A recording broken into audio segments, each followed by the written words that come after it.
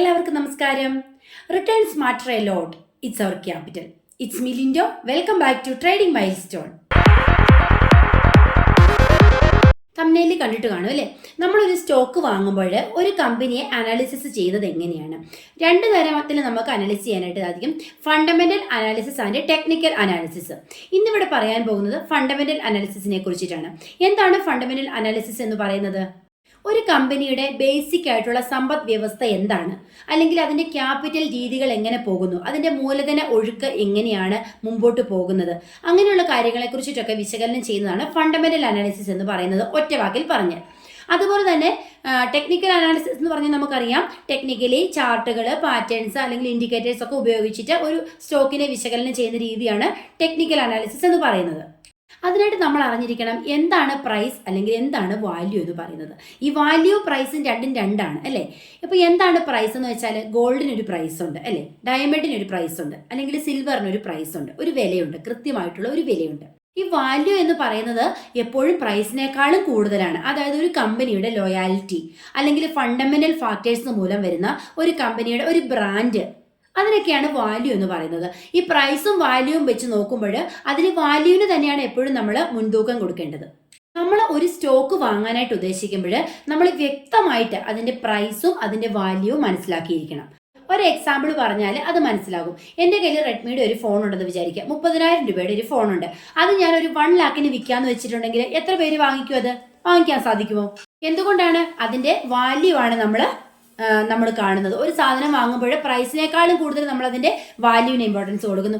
എൻ്റെ കയ്യിൽ ഒരു ആപ്പിളിൻ്റെ ഫോൺ ഉണ്ടെന്ന് വിചാരിക്കുക. ആ ആപ്പിളിൻ്റെ ഫോൺ ഞാൻ ഒരു 50,000 രൂപയ്ക്ക് വിൽക്കുന്നു. ചിലപ്പോൾ അത് വാങ്ങിയിരിക്കും. എന്തുകൊണ്ടാണ്? ആ ഒരു റേറ്റിനേക്കാളും കൂടുതൽ ആ ഒരു ആപ്പിളിൻ്റെ കമ്പനിയുടെ ഒരു വാല്യൂ കൂടുതലാണ്. വാല്യൂ എപ്പോഴും പ്രൈസിനേക്കാളും മുമ്പിൽ നിൽക്കുന്ന ഒരു കാര്യമാണ് അല്ലേ? അതുകൊണ്ട് തന്നെ നമ്മൾ ഒരു സ്റ്റോക്ക് വാങ്ങുമ്പോൾ അതിൻ്റെ വാല്യൂ ഇമ്പോർട്ടൻ്റ് ആയിട്ട് നമ്മൾ ചെക്ക് ചെയ്യണം.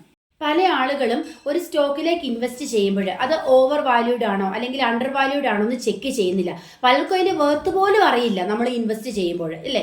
അപ്പം നമ്മൾ എങ്ങനെയൊക്കെ ഇത് കണ്ടുപിടിക്കാമെന്നാണ് ഇന്ന് നമ്മളിവിടെ പറയുന്നത്. വാല്യുവേഷൻ്റെ 3 തരം രീതി, ഒരു 3 തരത്തിലുള്ള വാല്യുവേഷൻ മെത്തേഡ്സ് ആണ് ഞാൻ ഇന്നിവിടെ പരിചയപ്പെടുത്താനായിട്ട് പോകുന്നത്. 1 cost based valuation, 2 cash flow based valuation, 3 selling price based approach. ഇങ്ങനെ 3 തരത്തിലുള്ള വാല്യുവേഷൻ രീതികളാണ് ഇന്ന് ഈ വീഡിയോയിലൂടെ പറയാൻ പോകുന്നത്. എന്താണ് കോസ്റ്റ് ബേസ്ഡ് വാല്യുവേഷൻ എന്ന് വെച്ചാൽ, നമ്മളിപ്പോൾ ഒരു സ്ഥലം വാങ്ങാനായിട്ട് ഉദ്ദേശിക്കുന്നു, അല്ലെങ്കിൽ ഒരു വീട് വാങ്ങാൻ പോകുന്നു. അപ്പോൾ ആ വീടിനെ നമുക്ക് ഈ 3 രീതിയിൽ നമുക്ക് വാല്യൂ ചെയ്യാനായിട്ട് സാധിക്കും. അതുപോലെ തന്നെയാണ് ഒരു സ്റ്റോക്കിൻ്റെ കാര്യത്തിലും കേട്ടോ. ഞാനിവിടെ സ്റ്റോക്ക് അല്ല പറയുന്നതെന്ന് മാത്രമേ ഉള്ളൂ. അപ്പം നമ്മളൊരു വീട് വാങ്ങാൻ പോകുമ്പോൾ ഈ കോസ്റ്റ് ബേസ്ഡ് വാല്യുവേഷനിൽ വരുന്ന ഘടകങ്ങൾ ഏതൊക്കെയാണ്? അതിനകത്ത് ചിലവഴിച്ചിരിക്കുന്ന സിമെൻറ്റ് അല്ലെങ്കിൽ കമ്പി ഏതാണ് ഉപയോഗിച്ചിരിക്കുന്നത്, ഏതൊക്കെ വുഡാണ് അവിടെ ഉപയോഗിച്ചിരിക്കുന്നത്, ഫർണിഷ് ചെയ്തിരിക്കുന്നതിന് ഉപയോഗിച്ചിരിക്കുന്നത് എന്തൊക്കെയാണ്. അപ്പോൾ അതായത് കോസ്റ്റ്, നമ്മൾ ആ ബിൽഡിംഗ് അവിടെ പണിയാനായിട്ട് ഉദ്ദേശിച്ചിരിക്കുന്ന ഓരോ സാധനങ്ങളുടെയും വില അടിസ്ഥാനപ്പെടുത്തിയിട്ടുള്ള ഒരു വാല്യുവേഷനെയാണ് ഈ കോസ്റ്റ് ബേസ്ഡ് വാല്യുവേഷൻ എന്നതുകൊണ്ട് ഉദ്ദേശിക്കുന്നത്. മറ്റൊരു മെത്തേഡാണ് സെല്ലിംഗ് പ്രൈസ് വാല്യുവേഷൻ മെത്തേഡ്. അതെന്താണ്? ഇപ്പം നമ്മൾ നമ്മുടെ വീട് വിൽക്കാനായിട്ട് പോകുന്നു. ഒരു വീട് വിൽക്കാനായിട്ട് പോകുമ്പോൾ നമുക്കറിയത്തില്ല ആ വീടിനെ എത്ര രൂപയ്ക്കാണ് വിൽക്കുന്നത്, അല്ലെങ്കിൽ എത്ര രൂപ കൊടുത്ത ആളുകൾ ഇത് വാങ്ങും എന്ന് നമുക്ക് കറക്റ്റായിട്ട് അറിയത്തില്ല. അപ്പം നമ്മൾ എന്ത് ചെയ്യും? അതേപോലെയുള്ള അതിൻ്റെ അടുത്തുള്ള ഏതെങ്കിലും വീടുകൾ, അല്ലെങ്കിൽ ഒരു ഫ്ലാറ്റ് ആണെങ്കിൽ അടുത്തുള്ള ഫ്ലാറ്റ് എത്ര രൂപയ്ക്കാണ് വിറ്റതെന്ന് നോക്കുന്നു. എന്നിട്ട് ആ ഒരു പ്രൈസിൽ വെച്ചിട്ട് ഇതിനെ വാല്യൂ ചെയ്യുന്നു. ഇപ്പം നമ്മളൊരു ഫ്ലാറ്റ് വാങ്ങാനായിട്ട് പോകുന്നു. അപ്പം നമ്മൾ എന്ത് ചെയ്യുന്നു? തൊട്ടടുത്ത ഫ്ലാറ്റ് ഏത് വിലയ്ക്കാണ് ആളുകൾ വാങ്ങിയത്, അത് ഏത് വിലയ്ക്കാണ് അടുത്ത ഫ്ലാറ്റ് വിറ്റതെന്ന് നോക്കിയിട്ട് ആ സെല്ലിങ്ങിൻ്റെ പ്രൈസ് അനുസരിച്ച് ഈ ഒരു ഫ്ലാറ്റിനെ വാല്യൂ ചെയ്യുന്ന ഒരു മെത്തേഡ്, അതാണ് സെല്ലിംഗ് പ്രൈസ് വാല്യുവേഷൻ മെത്തേഡ് എന്ന് പറയുന്നത്. തേർഡാണ് ക്യാഷ് ഫ്ലോ ബേസ്ഡ് അപ്രോച്ച്, അല്ലെങ്കിൽ ഇൻട്രിൻസിക് വാല്യൂ അപ്രോച്ച് എന്ന് പറയും. ഈ ഒരു അപ്രോച്ച് ഉപയോഗിച്ചിട്ട് നമ്മൾ എങ്ങനെയാണ് വാല്യൂ കണ്ടെത്തുന്നത്? ഉദാഹരണത്തിന് ഒരു സ്റ്റോക്ക് എടുക്കുകയാണ്. ആ ഒരു സ്റ്റോക്കിൻ്റെ ഒരു 5 വർഷത്തെ കണക്ക്, നമ്മളൊരു കൃത്യമായിട്ടൊരു ഇയർ കണ്ടെത്തുക, അല്ലെങ്കിൽ ഒരു 10 വർഷത്തേക്കുള്ള ആ ഒരു സ്റ്റോക്കിൻ്റെ മൂവ്മെൻറ്റ് നമ്മൾ ശ്രദ്ധിക്കുക. അതായത് ഫസ്റ്റ് ഇയറിൽ എത്രയായിരുന്നു അതിൻ്റെ ആ സ്റ്റോക്കിൻ്റെ പ്രൈസ് എത്രയായിരുന്നു, നെക്സ്റ്റ് ഇയറിൽ അത് എത്ര കൂടിയിട്ടുണ്ട്, അതായത് ഒരു 5 വർഷം കഴിഞ്ഞപ്പോൾ ആ പ്രൈസിൻ്റെ റേറ്റ് എത്ര കൂടി, ഇപ്പോൾ ഏത് റേഞ്ചിൽ നിൽക്കുന്നു. ഇങ്ങനെയൊക്കെ ആ ഒരു ക്യാഷ് ഫ്ലോ ബേസിലാണ് ഇവിടെ അപ്രോച്ച് നടക്കുന്നത്. വേണ്ടിയിട്ട് നമ്മൾ ചിലപ്പോൾ ആ കമ്പനിയുടെ ഡേറ്റ കളക്ട് ചെയ്യുക. ഒരു 5 ഇയർ ആണ് നമ്മൾ എടുക്കുന്നതെങ്കിൽ ലാസ്റ്റ് 5 ഇയറിലെ ഡേറ്റ കളക്ട് ചെയ്യുക, അന്നത്തെ ന്യൂസുകൾ നോക്കുക. അങ്ങനെ ഫണ്ടമെന്റലി ആ കമ്പനിയെ നമ്മൾ അനലൈസിസ് ചെയ്ത് നോക്കണം. ഒരു ഉദാഹരണം നോക്കാം. ഒരു കമ്പനിയുടെ കറണ്ട് മാർക്കറ്റ് പ്രൈസ് എന്ന് പറയുന്നത് 2000 രൂപയാണെന്ന് വിചാരിക്കുക. 2000 രൂപയ്ക്ക് നമുക്ക് ഇപ്പോൾ ആ സ്റ്റോക്ക് വാങ്ങിക്കാനായിട്ട് സാധിക്കും. ഇനി ഇതിന്റെ ഇൻട്രിൻസിക് വാല്യൂ നോക്കുമ്പോൾ അതൊരു 1000 രൂപയാണെങ്കിൽ എന്തായിരിക്കും അവിടെ സംഭവിക്കുന്നത്? ഇൻട്രിൻസിക് വാല്യൂ വളരെ കുറവാണ് അല്ലെ, കറണ്ട് മാർക്കറ്റ് പ്രൈസിനേക്കാളും അതിന് ഇൻട്രിൻസിക് വാല്യൂ വളരെ കുറവാണ്. അപ്പോൾ ആ കമ്പനിയുടെ പ്രത്യേകത എന്താണ്? അത് ഓവർ വാല്യൂഡ് ആണ് അല്ലെ, ആ കമ്പനി ഓവർ വാല്യൂഡ് ആണ്.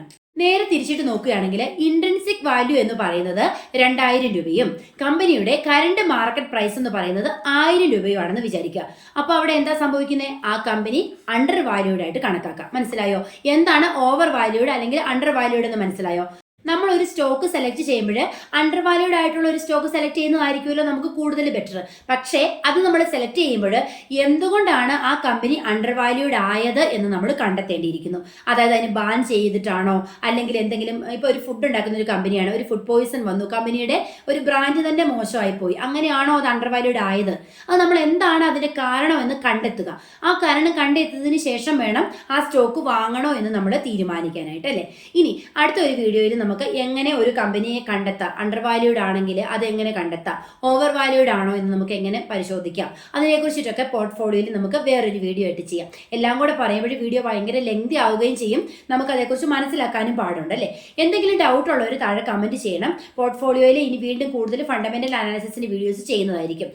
സബ്സ്ക്രൈബ് ചെയ്തിട്ട് വീഡിയോ കാണുകയാണെങ്കിൽ അതെനിക്ക് വളരെ ഒരു സപ്പോർട്ടായിരിക്കും. എല്ലാവരും വീഡിയോ കാണുക, ലൈക്ക് ചെയ്യുക. അടുത്ത ദിവസം പുതിയൊരു ടോപ്പിക്കുമായി വീണ്ടും കാണാം. Wait and see.